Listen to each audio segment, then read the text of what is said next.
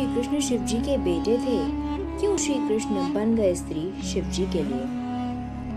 श्री कृष्ण विष्णु के 7वें अवतार माने जाते हैं। उन्होंने गौ और ब्राह्मण के उद्धार के लिए और धर्म की स्थापना के लिए अवतार लिया था।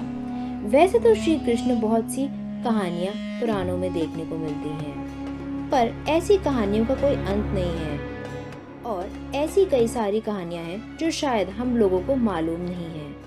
तो आज जानेंगे हम एक ऐसी अनसुनी कहानी जो बताती है कि श्री कृष्ण और महादेव के विवाह के बारे में, और क्यों और कहां स्त्री रूप में पूजे जाते हैं श्री कृष्ण।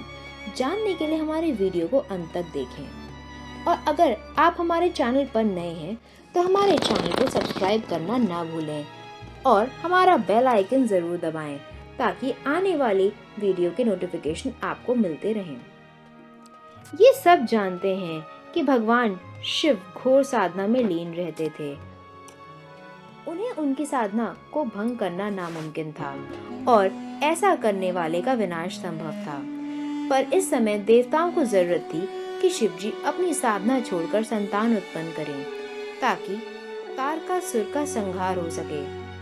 कालिका पुराण के अनुसार कहा जाता है कि शिव जी जब साधना कर रहे थे तब वो कामदेव ने उन्हें अपने बाणों से उनके भीतर प्रेम जगाने का प्रयास किया, पर उनका कोई भी प्रयास काम नहीं आया।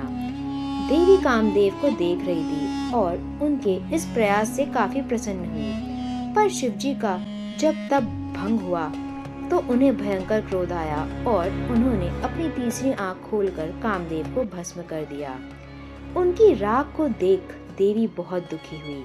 देवी ने कामदेव की राख को अपने शरीर पर लगा दिया और जोर जोर से रोने लगी। देवी के रोने की आवाज सुनकर शिव जी बहुत व्यथित हुए और उन्हें एहसास हुआ कि शायद उन्होंने बहुत बड़ी गलती की है। देवी रोती हुई गुफा में चली गई और वहां अपने प्रचंड रूप काली अवतार में आ गई। शिव जी उन्हें मनाने के लिए उनके पीछे पीछे गए। वहां जाकर शिव जी ने काली माता को शांत करने की कोशिश की, पर काली माता ने गुस्से पर भगवान शिव पर पांव रख दिया।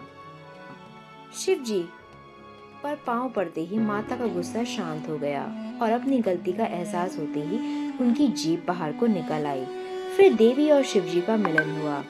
काली राख अपने शरीर पर धारण करने के कारण काली माता श्यामा कहलाई।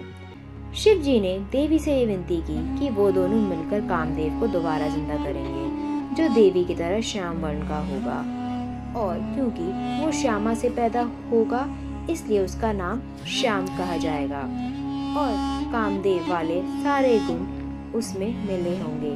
वो रातों को चांदनी में बांसुरी बजाएगा, फूल बरसाएगा, नृत्य करेगा और सबको रिझाएगा। इसी तरह श्री कृष्ण का जन्म महादेव और काली माता के योग से हुआ। शिव जी ने उन्हें ये भी बताया कि श्याम प्रेम और खून दोनों के संगम से बना है। मेरे प्रेम से उसे सफेद चीजों से विशेष प्रेम होगा, फिर चाहे वो दूध दही मक्खन ही क्यों ना हो। तुम्हारे रक्त के प्रभाव से वो युद्ध और खून के जरिए संसार में धर्म की स्थापना करेगा और अन्यायी राजाओं को मौत का कारण बनेगा। कहते ही काली माता श्री कृष्ण के रूप में जन्मी और महादेव ने राधा के रूप में जन्म लिया। महादेव के अलग अलग अंशों से श्री कृष्ण की 8 पटरानियां पैदा हुईं और पार्वती माता की सखियां वृंदावन के ग्वाले बने। कहते हैं कि जब पांडव कामाख्या माता के दर्शन करने गए तो माता ने उन्हें आशीर्वाद देते हुए कहा कि वो श्री कृष्ण के रूप में उनकी सहायता करेंगी। एक और कहानी के अनुसार जब राधा का विवाह एक दूसरे ग्वाले से किया जा रहा था तो वो जोर जोर से कृष्ण कृष्ण पुकारने लगी।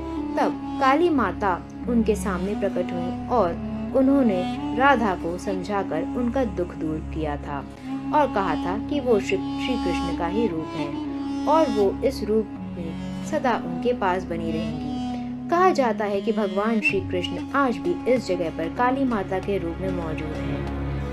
उनके नाम का मंदिर आज भी वृंदावन में है, जहाँ श्री कृष्ण देवी के रूप में पूजे जाते हैं।